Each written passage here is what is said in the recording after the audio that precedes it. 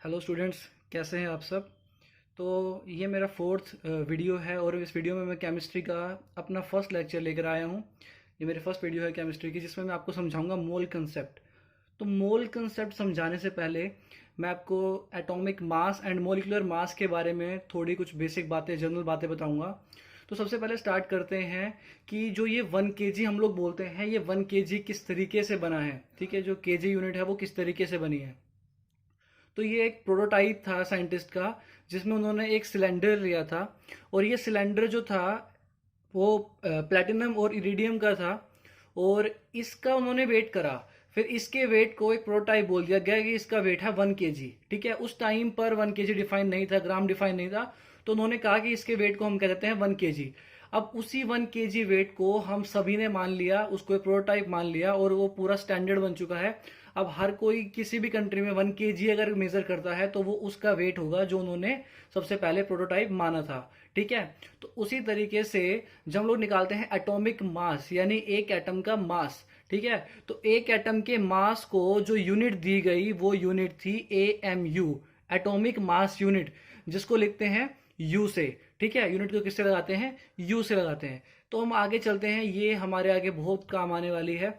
तो देखते हैं कि सबसे पहले हम लोग देखते हैं कि एटॉमिक मास कैसे निकाला जाता है। ठीक है, तो आप सभी को पता होगा कि जो एटॉमिक मास होता है वो number of protons plus number of neutron से निकलता है। ठीक है, आप देखना एक एटम में 3 चीजें होती हैं, प्रोटॉन, न्यूट्रॉन एंड इलेक्ट्रॉन। जो प्रोटॉन और न्यूट्रॉन्स होते हैं वो कहाँ होते हैं, न्यूक्लियस के बीच में। और जो इलेक्ट्रॉन होते हैं वो कहाँ पर होते हैं, हमारे ऑर्बिट्स में। तो हम लोग अगर एटॉमिक मास निकालते हैं तो प्रोटॉन और न्यूट्रॉन की जो होते हैं उनको हम क्या करते हैं, प्लस करते हैं। न्यूट्रॉन को हम इस सॉरी इलेक्ट्रॉन को हम इसलिए काउंट नहीं करते क्योंकि उसका जो मास होता है वो बहुत ही कम होता है एज कंपेयर टू प्रोटॉन। ठीक है, तो आइए स्टार्ट करते हैं। अगर हम लोग बात करें हाइड्रोजन एटम की और उसका एटॉमिक मास निकाले, तो हाइड्रोजन में प्रोटॉन होता है 1 और न्यूट्रॉन होता है 0। तो एटॉमिक मास कितना आएगा, 1। अब जो ये 1 आया ये क्या है, ये 1 ग्राम है, केजी है, क्या है, नहीं। जो ये 1 आया है इसकी एक यूनिट बनाई गई है, वो यूनिट है यू। ठीक है, वो यूनिट क्या है, यू, विच इज AMU। तो AMU क्या होता है, एटॉमिक मास यूनिट। अभी हम स्लोली स्लोली आगे जाते हुए यही देखेंगे कि इसको हम लोग ग्राम में कैसे कन्वर्ट कर सकते हैं, मोल क्या है। तो ठीक है, चलते हैं आगे। फिर बात करते हैं हीलियम। तो हीलियम में जो प्रोटॉन होते हैं वो होते हैं 2, न्यूट्रॉन्स भी होते हैं 2, तो एटॉमिक मास हो जाएगा 4U। कार्बन में प्रोटॉन होते हैं 6, न्यूट्रॉन्स होते हैं 6, तो एटॉमिक मास हो जाएगा 12U। ठीक है, समझ में आ गया।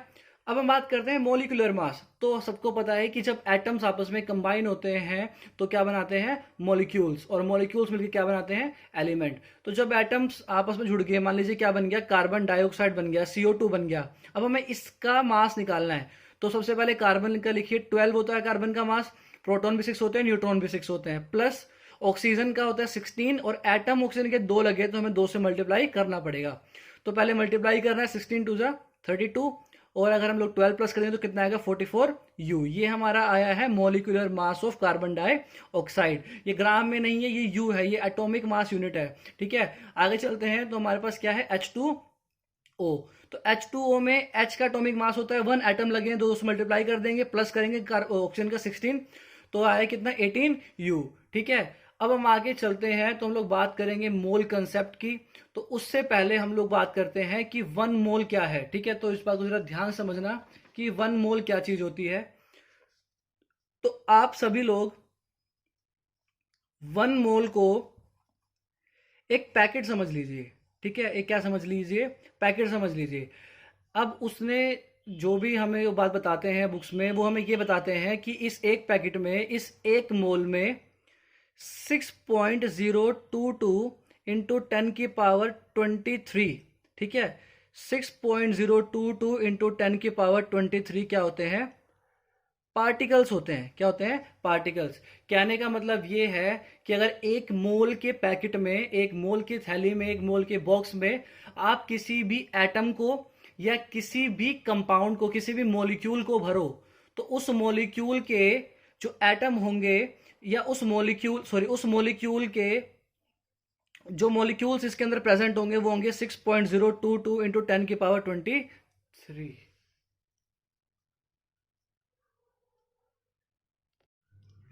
तो अगर आप 1 मोल का एक पैकेट लें या 1 मोल का कह सकते हैं कि एक बॉक्स लें, तो उस 1 मोल के एक बॉक्स में चाहे आप किसी भी कंपाउंड की बात कर रहे हो, चाहे आप किसी भी एटम की बात कर रहे हो, जैसे मैं मान लेता हूं कि मैं बात कर रहा हूं ऑक्सीजन एटम की, तो इस ऑक्सीजन एटम के 1 मोल में, इस ऑक्सीजन एटम के 1 मोल में जो पैकेट है उसके अंदर इतने पार्टिकल्स आएंगे इस ऑक्सीजन के, यानी इतने एटम आएंगे, 1 मोल के अंदर इतने एटम आएंगे। अगर मैं बात करता हूं O2 गैस की, और O2 गैस के मैं 1 मोल की बात कर रहा हूं, O2 गैस के किसकी बात कर रहा हूं, 1 मोल की, तो O2 गैस के 1 मोल में भी इतने पार्टिकल्स आएंगे। बस वहां पे हम लोग उसको एटम नहीं लिखेंगे, वहां पे हम उसको लिखेंगे मॉलिक्यूल्स। ठीक है, क्या लिखेंगे, मॉलिक्यूल्स, क्योंकि भाई ऑक्सीजन जो था वो एटम था, तो 1 मोल में ऑक्सीजन के इतने एटम्स आए, उसी तरीके से 1 मोल में O2 के इतने मॉलिक्यूल्स आएंगे। क्या आएंगे, मॉलिक्यूल्स, यानी O2 मिलके क्या बना रहा है, मॉलिक्यूल, तो वहां पर क्या आएंगे, मॉलिक्यूल्स। ठीक है, तो आगे करते हैं तो आपको और अच्छे से समझ में आएगा। तो अब हम लोग उस 1 मोल के पैकेट को डिफाइन करने की कोशिश करते हैं। पैकेट नहीं होता, मैं ऐसे ही समझाने के लिए बोल रहा हूं। तो स्टार्ट करते हैं मोल कंसेप्ट से। सबसे पहले मैंने आपको बताया कि जो एटॉमिक मास होता है, जिसको हम लोग लिखते हैं 1U यानी AMU, अगर उसको ग्राम में कन्वर्ट करना हो तो वो 1U इक्वल होता है 1.66056 इंटू 10⁻⁻24 ग्राम के।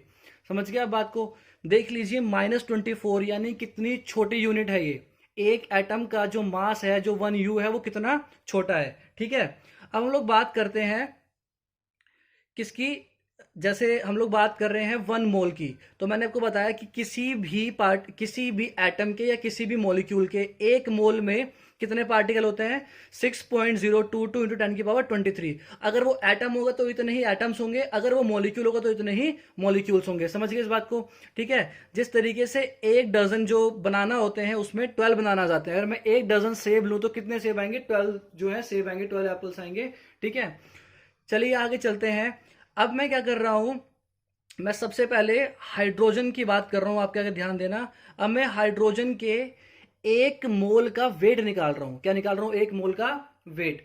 तो मुझे 1 मोल के वेट निकालने के लिए दो चीजें देखनी पड़ेगी। सबसे पहली चीज कि एक एटम का वेट कितना है और टोटल कितने एटम है। समझ गया मेरी बात को, एक एटम का वेट कितना है और टोटल कितने एटम है। तो जब मैंने देखा कि हाइड्रोजन के एक एटम का वेट कितना है, 1U, और 1 मोल में टोटल कितने एटम आते हैं, इतने आते हैं, तो मैं क्या करूंगा, अगर मेरे को ग्राम में निकालना है तो मैं एक यू का ग्राम में वेट इतना होता है, तो मैं इस वैल्यू को मल्टीप्लाई कर दूंगा किससे, नंबर ऑफ पार्टिकल से, नंबर ऑफ एटम से। तो मैंने मल्टीप्लाई किया तो मेरा आंसर आया 1 ग्राम। तो यानी हाइड्रोजन के 1 मोल में 1 ग्राम एटम्स प्रेजेंट होते हैं। जो एटम का मास है वो कितना होता है, 1 ग्राम, किसमें, 1 मोल में। और इसी को हम लोग क्या कहते हैं, मोलर मास। इसी को हम लोग क्या कहते हैं, मोलर मास। तो हाइड्रोजन का मोलर मास कितना है, 1 ग्राम। वो आप समझ गए कैसे आया। पहले हमने हाइड्रोजन का जो एक एटॉमिक मास था उसको ग्राम में कन्वर्ट करा, तो वो हमने यहाँ पे लिख लिया। फिर हमने ये देखा कि 1 मोल के पैकेट में कितने एटम्स आते हैं, हाइड्रोजन कितने आते हैं, हमने उसको क्या कर दिया, मल्टीप्लाई कर दिया, तो हमारा वेट आ गया ग्राम में 1 ग्राम। ठीक है, आगे चलते हैं, क्लियर होगा। कार्बन की बात करते हैं, तो कार्बन का एटॉमिक मास कितना होता है, 12U। अगर हमें इसको ग्राम में चेंज करना है तो 12 को मल्टीप्लाई करेंगे इस नंबर से, तो ग्राम में चेंज हो जाएगा। फिर हम देखेंगे कि कार्बन के 1 मोल के पैकेट में भी वो कह रहा है कि इतने ही पार्टिकल डालो, यानी इतने ही एटम्स डालो। कार्बन है, सिंगल एटम है, तो ये क्या होंगे, सारे एटम्स होंगे इतने। तो क्या करें, इस वाली वैल्यू को मल्टीप्लाई कर दें इससे, तभी हमारा टोटल वेट आ जाएगा। तो mass of 1 mole of carbon कितना आ जाएगा, 12 मल्टीप्लाई बाय दिस, और मल्टीप्लाई क्या, हमारे जितने भी एटम्स उसके अंदर हैं, तो कितना आएगा, वो भी नियरली 12 ग्राम आएगा। ठीक है, हीलियम की बात करें तो हीलियम का एटॉमिक मास होता है 4U। ग्राम में चेंज करने के लिए इस वैल्यू से हम उसको मल्टीप्लाई करेंगे, और 1 मोल में इसके भी इतने ही पार्टिकल्स होंगे, तो हम इस वैल्यू को इससे मल्टीप्लाई अगर कर दें तो हमारा जो आंसर है वो कितना आ जाएगा, 4 ग्राम। समझ रहे हो मेरी बात को। तो यहां पर मैंने क्या करा है, मैंने यहां पर जो 1 एटॉमिक मास यूनिट था उसको सबसे पहले ग्राम में चेंज करा, तो मेरे को एक पार्टिकल का ग्राम में मास मिल गया, एक एटम का ग्राम में मास मिल गया। फिर मैंने उसको जो है मल्टीप्लाई करा जितने एटम्स प्रेजेंट होते हैं 1 मोल के अंदर। ठीक है, तो मेरे को सबका क्या मिल गया, मोलर मास मिल गया। तो यानी 1 मोल हीलियम का 4 ग्राम के बराबर होता है। एक मोल हीलियम का कितने ग्राम के बराबर होता है? 4 ग्राम के। और हीलियम का मोलर मास कितना होता है? 4 ग्राम कह सकते हैं। कार्बन का एक मोल 12 ग्राम के बराबर होता है और मोलर मास कितना होता है? 12 ग्राम। हाइड्रोजन का एक मोल 1 ग्राम के बराबर, तो मोलर मास कितना होता है? 1 ग्राम। तो आपने ये देखा कि जो मोलर मास है और जो एटॉमिक मास है वो दोनों, जो उनकी मैग्नीट्यूड है जो दोनों का, वो क्या है? सेम है, बस यूनिट क्या है? अलग है। ठीक है। तो आप लोग अगर एटॉमिक मास निकाल लो, यानी AMU में निकाल लो, एटॉमिक मास निकाल लो या मोलिकुलर मास निकाल लो, तो आप मोलर मास भी निकाल सकते हो इजीली। ठीक है, बस वहां पे वो क्या करना है? ग्राम लगा देना है। ये सारी कैलकुलेशन करने की वहां पे जरूरत नहीं है। ठीक है, तो आगे चलते हैं। मैंने कुछ और का भी निकाल रखा है, जैसे कि मैं बात कर रहा हूं, अब अभी तक मैंने एटम की बात करी, मैं बात करता हूं मॉलिक्यूल्स की। H2O क्या है? हमारा एक मॉलिक्यूल है। ठीक है, तो मॉलिक्यूलर मास कितना होगा? सबसे पहले मॉलिक्यूलर मास निकालना पड़ेगा। तो हाइड्रोजन का एटॉमिक मास होता है 1, और उसमें एटम कितने हैं? दो दो से मल्टीप्लाई कर देंगे, प्लस उसको ऑक्सीजन आ गया 16, तो कितना आ गया? 18U। अब ये 18U ग्राम में चेंज करने के लिए डिजिट से मल्टीप्लाई करना पड़ेगा मुझे, ग्राम में हो गया। अब मुझे देखना है 1 मोल ऑफ H2O। अभी मैंने बताया था कि जो 1 मोल का पैकेट है वो ये कहता है कि चाहे मॉलिक्यूल हो चाहे आपका एटम हो, मेरे अंदर जो पार्टिकल्स आने हैं वो आने हैं ये 6.022 10 की पावर 23। तो हमें निकालना है इतने पार्टिकल्स का वेट, इतने पार्टिकल्स का मास, सॉरी इतने पार्टिकल्स का निकालना है, मास निकालना है। तो molar mass of H2O molecules क्या हो जाएगा?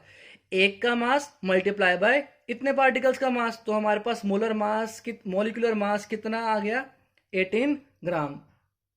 तो कह सकते हैं 1 mole of H2O 1 mole of H2O 18 ग्राम के इक्वल होता है। यानी जो उसका मोलर मास है H2O का वो कितना है? 18 ग्राम। ठीक है, आइए आगे चलते हैं। तो मॉलिक्यूलर मास ऑफ CO2, तो मॉलिक्यूलर मास ऑफ CO2 अगर निकालें तो कार्बन का 12, ऑक्सीजन का 16, दो में 2 से मल्टीप्लाई करेंगे यानी आ गया 44। 1 मोल ऑफ CO2 में कितने मॉलिक्यूल्स होंगे? 6.022 इंटू 10 की पावर 23। यहाँ पे देखो मैंने क्या लिखा है? मॉलिक्यूल्स, क्योंकि CO2 क्या है? मॉलिक्यूल्स। मैंने यहाँ पे एटम में लिखा, मैंने यहाँ पे क्या लिखा है? मॉलिक्यूल्स। तो हम लोग निकालते हैं मोलर मास ऑफ CO2, तो फिर वही करना है जो उसका, अब ये तो था 44 किसमें? यू में। ग्राम में चेंज करने के लिए 44 इंटू इस डिजिट से मल्टीप्लाई करना पड़ेगा ग्राम में चेंज करने के लिए, और मल्टीप्लाई 6.022 इंटू 10 की पावर 23 जितने हमारे पास मॉलिक्यूल्स थे। तो 1 मोल ऑफ CO2 कितने बराबर होता है? 44 ग्राम के। तो CO2 का मोलर मास कितना है? 44 ग्राम। ठीक है, आइए आगे चलते हैं। तो H2 का निकाल लेते हैं। तो मॉलिक्यूलर मास होता है H2 का 1 इंटू 2, क्योंकि ये H2 है तो एक का 1 और मल्टीप्लाई 2 यानी 2। ठीक है, इसको ग्राम में चेंज करने के लिए जिससे मल्टीप्लाई करा और मल्टीप्लाई कर दिया हमने मल्टीप्लाई कर दिया हमने किसको? उसके जितने उसके अंदर 1 मोल में जो एटम्स, सॉरी मॉलिक्यूल्स आएंगे, यहाँ पे एटम्स नहीं क्योंकि H2 है, तो 1 मोल जितने मॉलिक्यूल्स है उससे हमने मल्टीप्लाई कर दिया, तो कितना है हमारा? 2 ग्राम। ठीक है, तो आपको समझ में आया होगा कि मोलर मास हम लोग कैसे निकालते हैं। ठीक है, तो जो हमने 1 एटॉमिक मास यूनिट है उसको सबसे पहले ग्राम में कन्वर्ट करते हैं, फिर देखते हैं कि एक मोल में कितने एटम आते हैं या कितने मॉलिक्यूल आते हैं, और वो सभी के लिए कांस्टेंट है, और फिर एक का वेट निकालकर, सॉरी एक का मास निकालकर हम लोग मल्टीप्लाई कर देते हैं हमारे जितने भी पार्टिकल्स हैं, जितने भी एटम हैं, या जितने भी कह सकते हैं मॉलिक्यूल्स हैं। ठीक है,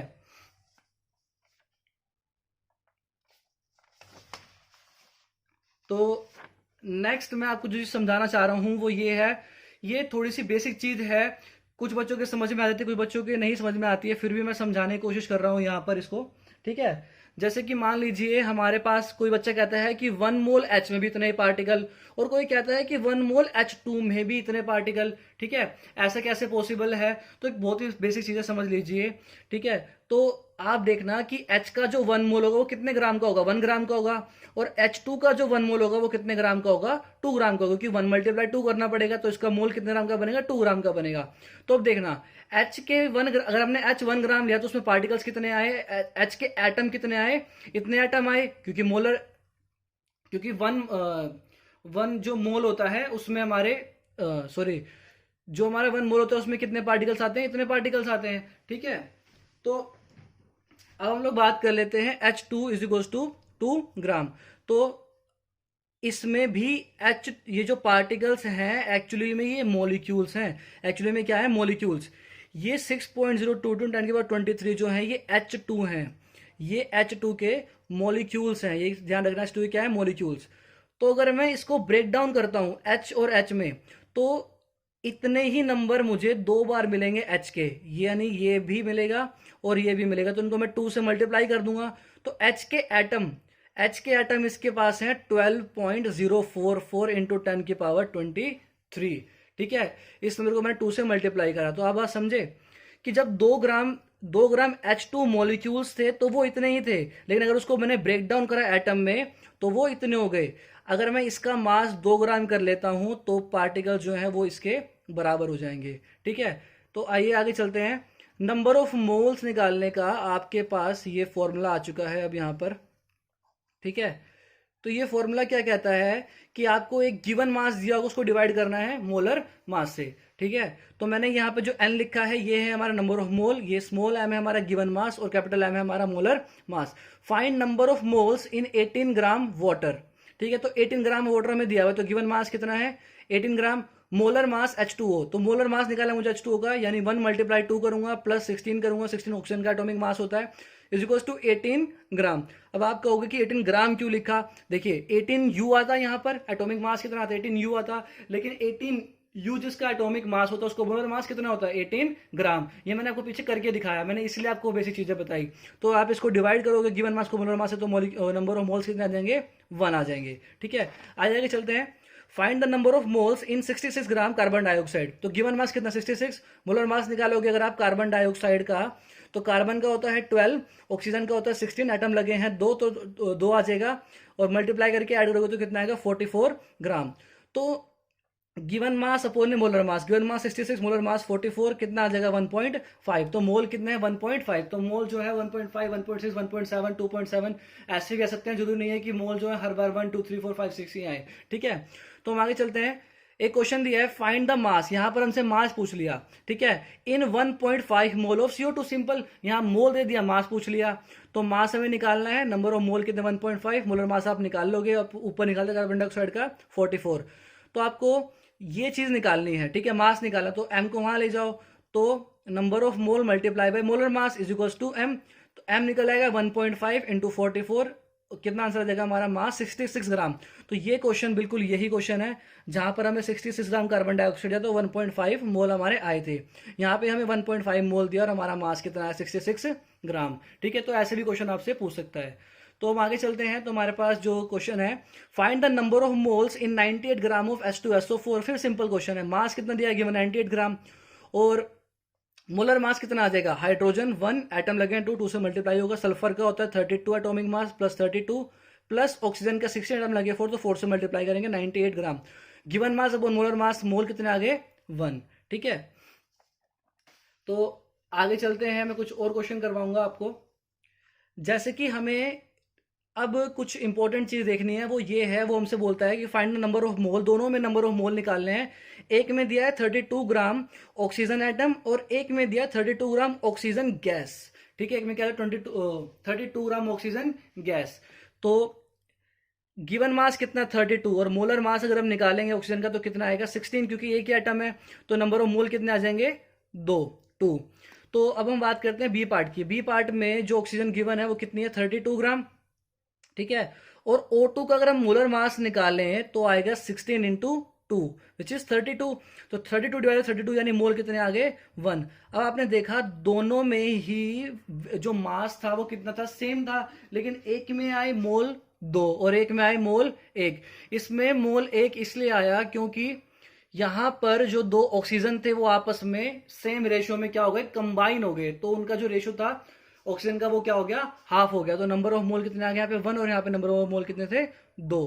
ठीक है, अगर आप इस ऑक्सीजन को तोड़ देते हो, यानी आप यहाँ पे ऑक्सीजन का एटम लेते हो, मोलिक्यूल नहीं लेते हो, तो यहां पर भी नंबर ऑफ मोल कितने आ जाएंगे 2 आ जाएंगे। ठीक है, बिल्कुल इसी की तरह, और वो पीछे मैंने समझाया भी था। तो आगे देखते हैं 10 ग्राम ऑफ हाइड्रोजन एटम और 10 gram of hydrogen gas. Gas हो गई H2 और हाइड्रोजन एटम हो गया हमारा खाली H। अब ये बात आती है कि मैं H2 क्यों ले रहा हूँ, O2 क्यों ले रहा हूँ, यहाँ पे मैंने N2 क्यों लिया है। तो ये आपको 9th क्लास में हमने पढ़ा होगा कि एटॉमिसिटी होती है। एटॉमिसिटी का मतलब होता है कि एक मॉलिक्यूल में कितने नंबर ऑफ एटम प्रेजेंट है। तो जो ये हमारी गैसेज हैं ये सारे डायटोमिक गैसेज हैं।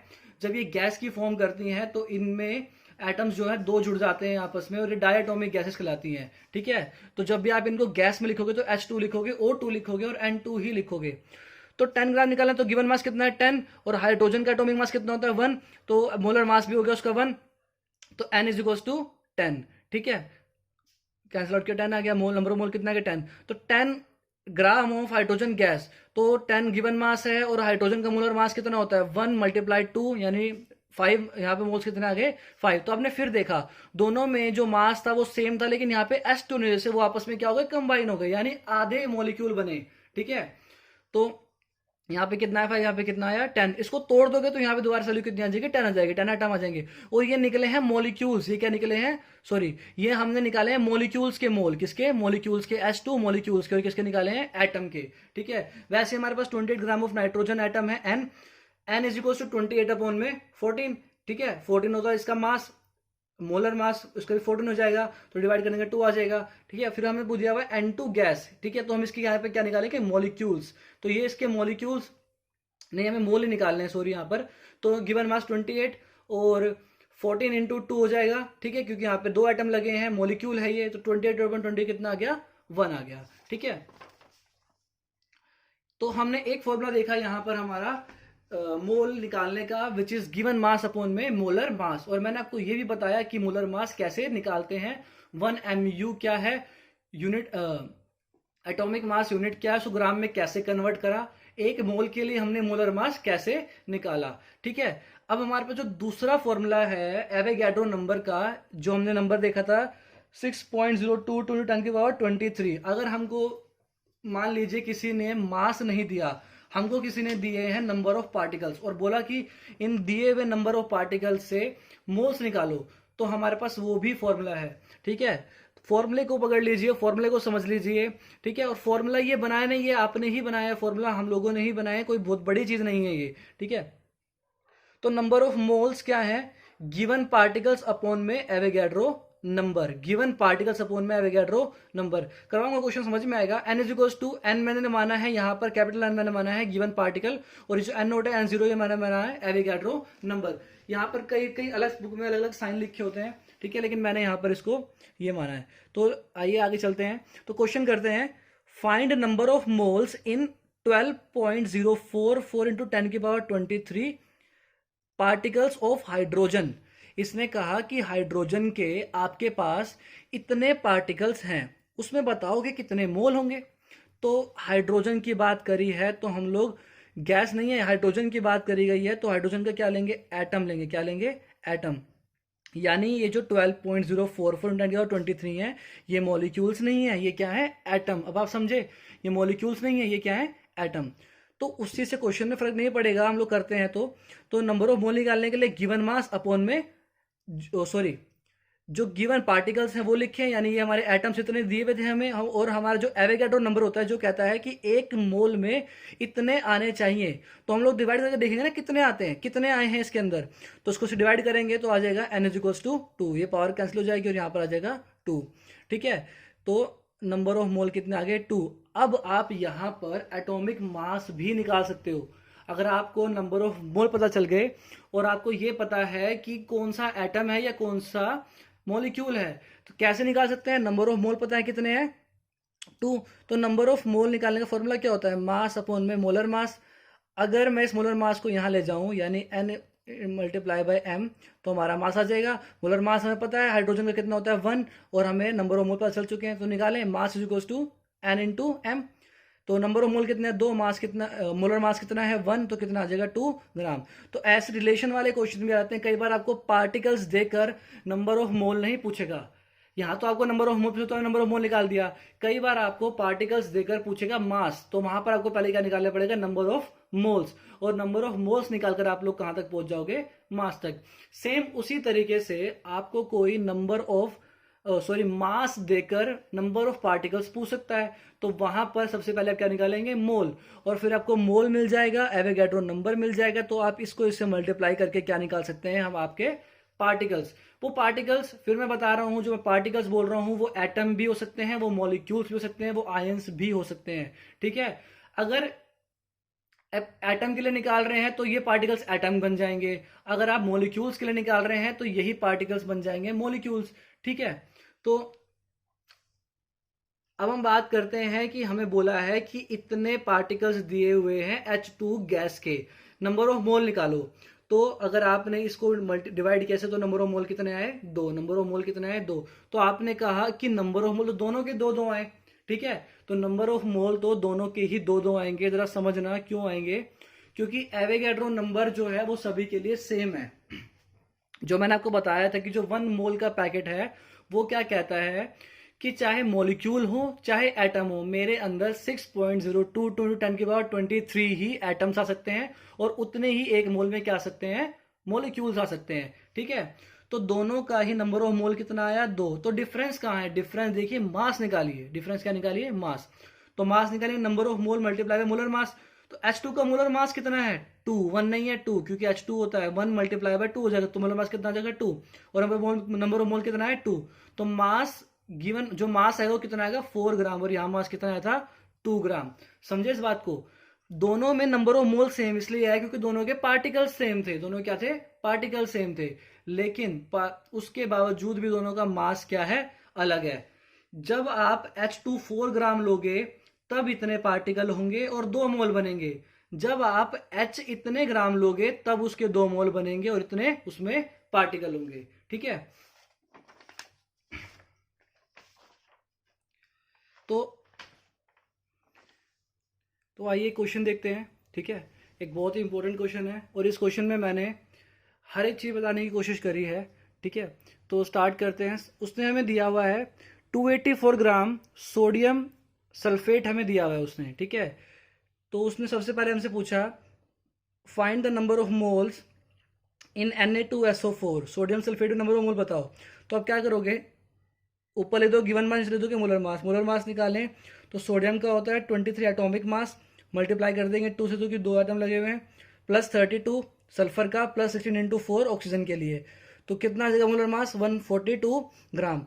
और ऊपर क्या लिखेंगे, गिवन मास, नीचे लिखेंगे मोलर मास। और तो कितना आ जाएगा हमारा नंबर ऑफ मोल, 2 आ गए। ठीक है, वेरी गुड। आगे चलते हैं, find the molecules of Na2SO4। उसने पूछा कि इसमें कितने मोलिक्यूल्स हैं, 284 ग्राम में कितने मॉलिक्यूल्स हैं। ठीक है, तो हमें पता है कि 1 मोल में इतने क्या होते हैं, मॉलिक्यूल्स होते हैं या इतने एटम होते हैं। तो 2 मोल में कितने हो जाएंगे, सो 2 से मल्टीप्लाई कर दो, सिंपल है। तो ये हमारा आ गया कि 284 ग्राम में Na2SO4 के इतने मॉलिक्यूल्स क्या हैं, प्रेजेंट है। ठीक है, उसके लिए आपको क्या निकालना पड़ेगा, बस मोल निकालना पड़ेगा, क्योंकि 1 मोल का तो हमें पता है, तो हम 2 मोल के लिए ऐसे निकाल देंगे। ठीक है, तो आगे चलते हैं। तो हमारे पास क्या है, find the Na atoms in 284 gram of Na2SO4।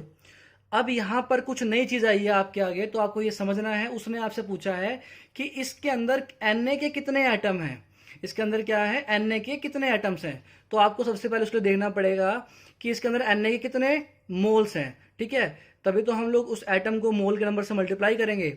तो देखिए, Na2SO4 के कितने मोल हैं, 2 मोल्स हैं। तो Na2 के भी कितने मोल्स होंगे, 2 मोल्स होंगे। Na2 के भी कितने मोल्स होंगे, 2 मोल्स होंगे। ध्यान देना, Na के नहीं होंगे, Na2 के होंगे, क्योंकि वो मॉलिक्यूल में Na कितना है, 2 है। तो Na2 के कितने मोल होंगे, 2 मोल होंगे। और हमें निकालना किसके लिए, Na के लिए। तो 2 एटम Na के ही और 2 मोल्स लगे, तो कितने मोल्स हो गए Na के, 2 मल्टीप्लाई बाय 2 कितने मोल्स हो गए, 4 मोल्स हो गए। कितने हो गए, 4। ठीक है, तो 4 मोल ऑफ एटम्स हैं Na के इसके अंदर। और एक मोल में कितने एटम्स होते हैं, इतने होते हैं। उसको 4 से मल्टीप्लाई कर दो तो Na के एटम्स आ गए 24.088 × 10⁻23 एटम्स। ठीक है, तो आपके पास जो Na के एटम्स हैं वो कितने हैं, 24.088 × 10⁻23 एटम्स। तो आपको सबसे पहले करना ये है कि Na2SO4 के मोल्स हैं 2 मोल्स हैं, तो NO2 के भी 2 मोल्स हो जाएंगे। तो हमें निकालना है Na का, तो 2 यहाँ पर है और 2 मोल्स हमारे पास पहले से, 2 से 2 मल्टीप्लाई करेंगे तो कितना आ जाएगा, 4 मोल्स। Na कितने आ जाएंगे, 4 मोल्स। और 1 मोल में इतने आइटम्स होते हैं, तो 4 मोल में इतने आइटम होंगे। ठीक है, तो आगे चलते हैं। नेक्स्ट उसने हमसे पूछा find the number of sulphur atom in 284 ग्राम, ठीक है। तो उसने नंबर 284 ग्राम ऑफ Na2SO4, इस बार उसने हमसे सल्फर के एटम पूछ लिए, ठीक है। क्या पूछ लिए? सल्फर के एटम। तो वही पहले हम देखेंगे, Na2SO4 में 2 मोल्स हैं, यहाँ पे सल्फर है, ठीक है। तो सल्फर का एक ही एटम लगा हुआ है यहाँ पर, तो सल्फर के कितने मोल्स हो जाएंगे? एटम के 2 मोल्स हो जाएंगे, ठीक है। तो नंबर ऑफ तो हम निकाल लेंगे कि कितने एटम प्रेजेंट है, ठीक है। तो 2 इंटू जितने 1 मोल में होते हैं उससे मल्टीप्लाई कर देंगे तो कितना? 12.044 इंटू 10⁻23 एटम सल्फर के प्रेजेंट है, ठीक है। अब जो इंपॉर्टेंट चीज है वो ये है, उसने हमसे पूछा कि O4 के कितने मॉलिक्यूल्स प्रेजेंट है। तो Na2SO4 में 2 मोल्स हैं, और SO4 के भी फिर कितने मोल्स होंगे? 2 मोल्स होंगे। तो मॉलिक्यूल्स कितने निकल आएंगे O4 के? 2 into Avogadro number which is 6.022 10⁻23 Avogadro number होता है, तो मल्टीप्लाई कर देंगे तो 2.044 इंटू 12.044 10⁻23 क्या हो जाएंगे? O4 के मॉलिक्यूल्स, O4 के मॉलिक्यूल्स। लेकिन अगर उसने हमसे पूछा कि ऑक्सीजन के एटम्स निकालो, ऑक्सीजन क्या निकालो? एटम निकालो इसमें से, तो O4 में 2 मोल हैं, तो ऑक्सीजन के एटम कितने हो जाएंगे? 4 इंटू 2 कितना हो जाएगा? ऑक्सीजन के कितने मोल हो गए? 8 मोल हो गए। तो ऑक्सीजन का 8 मोल फिर मल्टीप्लाई बाय एवोगैड्रो नंबर, तो 48.176 इंटू 10⁻23 ऑक्सीजन की क्या इसमें एटम है। तो बहुत फर्क है दोनों चीजों में, बहुत फर्क है। जो उसने पूछा है, उसने पूछा है आपसे एक बार कि O4 के मॉलिक्यूल्स बताओ, तो आप इसमें देख रहे हो कि ये पूरा O4 है, इसलिए आपने 2 मोल्स अगर पूरे मॉलिक्यूल के थे तो O4 के भी 2 मोल्स होंगे, और एवोगैड्रो से मल्टीप्लाई करके निकाल दिया। लेकिन यहाँ पर ऑक्सीजन एटम के बारे में बात हुई है, तो जो O4 के थे वो 2 मोल थे, तो O के कितने हो जाएंगे? 2 इंटू 4 करेंगे तो 8 मोल हो जाएंगे O के। तो ऑक्सीजन एटम के 8 मोल हो गए, तो उसमें ऑक्सीजन के एटम कितने प्रेजेंट है? 48.17 10⁻23, ठीक है। तो हमने यहाँ से क्या क्या निकाला है हम लोग वो देख लेते हैं। हम लोग को ये पता चल गया, जितनी भी हमने अभी तक चीज़ें करी हैं उसके अकॉर्डिंग उस पूरी स्कीम पर हमने ये देखा कि हमने सिर्फ इन 2 इंफॉर्मेशन से ये निकाला कि इसमें 2 मोल है Na2SO4 के, इसमें इतने मॉलिक्यूल्स हैं Na2SO4 के, ठीक है। और इसमें इतने एटम प्रेजेंट है Na के, इसमें इतने एटम प्रेजेंट है Na2 मॉलिक्यूल के, सॉरी इसमें इतने मॉलिक्यूल प्रेजेंट हैं Na2 के। फिर हमने देखा कि इसमें इतने मॉलिक्यूल्स प्रेजेंट है O4 के, फिर हमने देखा कि इसमें इतने एटम्स प्रेजेंट है किसके? O के। अभी इसमें आप और भी चीजें निकाल सकते हो, वो मैंने नहीं करी है, वो है मास। क्या है? मास। अगर आपसे कोई पूछता है कि मास निकालिए, तो आप देखो कि आपको यहाँ पर नंबर ऑफ मोल मिल चुके हैं। अगर आपसे कोई ऑक्सीजन का मास पूछता है तो ऑक्सीजन के नंबर ऑफ मोल मिल चुके हैं। मोलर मास आपको पता ही 16 होता है, यहाँ से आप क्या निकाल दोगे? मास। तो इसमें आपका ऑक्सीजन का मास कितना है वो भी निकल जाएगा। समझ रहे हो बात को?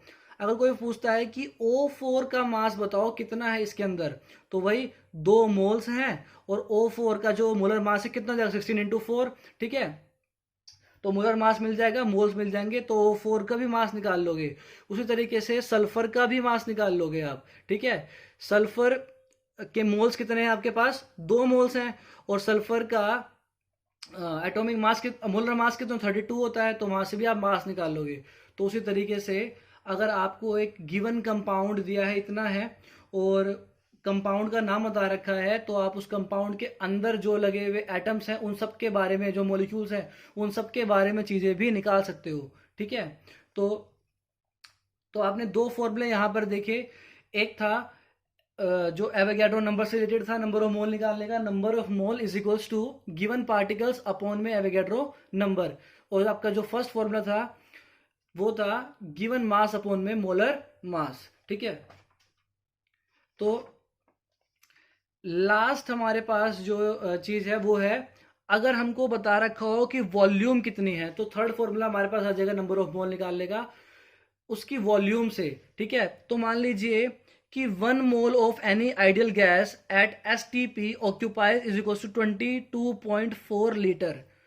कोई भी एक मोल गैस का, कोई भी एक मोल STP पर, यानी स्टैंडर्ड टेम्परेचर प्रेशर पर, वो स्टैंडर्ड टेम्परेचर होता है इतना और प्रेशर होता है 1 ATM, ठीक है। तो अगर एक मोल किसी भी आइडियल गैस का, आइडियल गैस जो है वो गैसेस होती हैं जो सारे लॉज फॉलो करती हैं गैस के, ठीक है। तो बेसिकली डेफिनेशन आप कहीं से दे सकते हो। तो अगर हम बात करें कि एक मोल आइडियल गैस इतनी जगह घेरती है, ऑक्यूपाइज 22.4 लीटर, इतनी वॉल्यूम घेरती है। तो फॉर्मूला क्या बन जाएगा, number of moles is equals to given volume upon में मोलर वॉल्यूम। कोई भी गैस, एनी गैस, तो हर किसी के लिए फॉर्मूला क्या हो जाएगा, गिवन वॉल्यूम अपॉन में मोलर वॉल्यूम। ठीक है, तो अब देखिए, find the moles if a gas occupied 44.8 litre volume. Mole find करने का, कोई गैस 44.8 लीटर वॉल्यूम ऑक्यूपाई करती है, तो गिवन वॉल्यूम कितना है 44.8, और मोलर वॉल्यूम कितना होता है किसी भी गैस का 22.4। ठीक है, एट एसटीडी पे लिख देना यहाँ पर, एट एसटीडी। तो कितना आ जाएगा, नंबर ऑफ मोल 2 आ जाएंगे। तो आपने देखा कि आप वॉल्यूम से भी नंबर ऑफ मोल निकाल सकते हो। अब नंबर ऑफ मोल निकाल लिया तो अब यहाँ से पार्टिकल भी निकाल सकते हो एवोगैड्रो नंबर से मल्टीप्लाई करके, मॉलिक्यूल्स भी निकाल सकते हो एवोगैड्रो नंबर से मल्टीप्लाई करके, और मास भी निकाल सकते हो मोलर मास और नंबर ऑफ मोल को मल्टीप्लाई करके। ठीक है, अब यहां से पूछा find the volume occupied by 4 mole of O2 gas at STP. अब आपको दे दिया कि एक 4 मोल है आपके पास O2 गैस के, तो बताओ कि वो कितनी वॉल्यूम ऑक्यूपाई करता है, वो गिवन मास निकालना है। ठीक है, तो फिर इससे आसान है, मोल है 4, मोलर वॉल्यूम है होती है 22.4 लीटर, तो n is equals to x upon 24 आ जाएगा क्योंकि आपको निकालना है सर। ठीक है, तो ये 22.4 n से मल्टीप्लाई होगा, तो 4 इंटू 22.4, जो आपका जो ऑक्यूपाइड वॉल्यूम थी वो कितनी आ गई 89.6 लीटर। तो कितना ऑक्यूपाई करेगी ये गैस, 89.6 लीटर। ठीक है, तो thank you students for watching my video. तो मैं आगे जो केमिस्ट्री का चैप्टर लाऊंगा वो 11th क्लास का केमिस्ट्री का चैप्टर वीडियो बनाऊंगा मैं, some basic concept of chemistry, जो कि फर्स्ट चैप्टर है। तो उसको जानने से पहले आपको ये सारी बातें, बेसिक जो बातें हैं वो क्लियर होनी बहुत जरूरी थी, और 9th क्लास के लिए भी एक बहुत ही इंपॉर्टेंट टॉपिक है, 11th 12th के लिए तो इंपॉर्टेंट है ही। तो प्लीज़ जितने भी फॉर्मूले जो आए हैं, ये 3 फॉर्मूले हैं, इनको प्लीज़ याद रखना 11th 12th क्लास खासकर। तो हमने पहला फॉर्मूला देखा हमारा, जिसमें हमें बोलते हैं कि गिवन मास अपॉन में molar mass, number of mole निकालने का। दूसरा फॉर्मूला होता है गिवन पार्टिकल्स अपॉन में एवोगैड्रो नंबर, और तीसरा फॉर्मूला गिवन वॉल्यूम अपॉन में molar volume which is 22.4 litre. ठीक है, तो इस तरीके से हम लोग नंबर ऑफ मोल्स निकाल सकते हैं। ठीक है, तो thank you for watching my video.